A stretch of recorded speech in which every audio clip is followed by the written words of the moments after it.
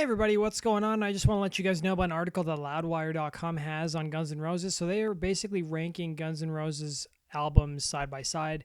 Of course, GNR's only had 6 albums. So number 6 is The Spaghetti Incident, which is pretty much where you'd expect it to be. You know, this was basically the tail end of Guns N' Roses during the 90s. This was the last official album release they had. And of course, it consisted all of covers. The album did not sell that well compared to previous albums. Although I think there are a couple of good tracks worth checking out. I think the Skyliners cover of Since I Don't Have You and Ain't It Fun are really, really good. I also like Attitude a lot. That's probably another favorite song of mine off the album.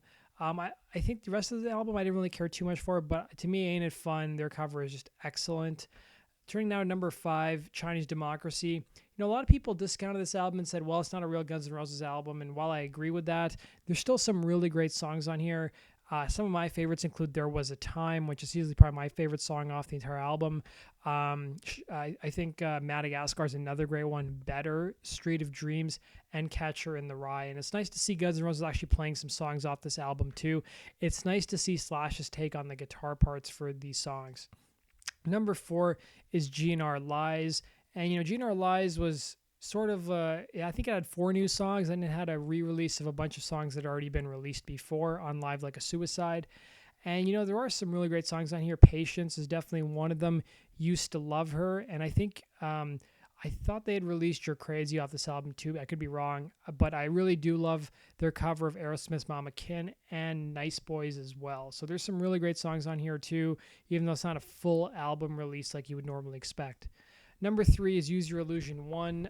This is sort of like the harder album of the 2 double albums that got released from the Use Your Illusion series.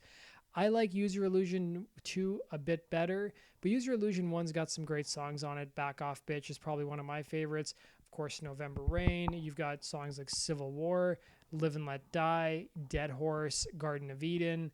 You know, the list goes on and on. And this album actually sold over 7 million copies by itself, and Use Your Illusion 2 is number 2 on the list.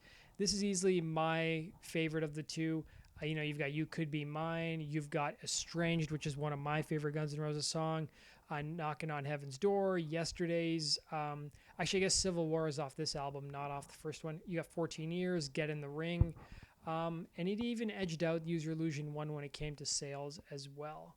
And of course, number 1, do you even have to guess, Appetite for Destruction. Easily Guns N' Roses' best album, but it's easily one of the best debut albums of all time too. I mean, every song on here is so good, and it spawned 3 huge hits: Sweet Child of Mine, Welcome to Jungle, and of course Paradise City. But you dig a little deeper and you'll find some amazing songs in It's So Easy, Mr. Brownstone, Rocket Queen, Out to Get Me, My Michelle. You know, the list goes on and on. A great album. Let me know your guys' thoughts. What are your top Guns N' Roses albums in order from number 1 through number 6? Comment down below. And as always, guys, make sure you subscribe for the latest Guns N' Roses news. Take care.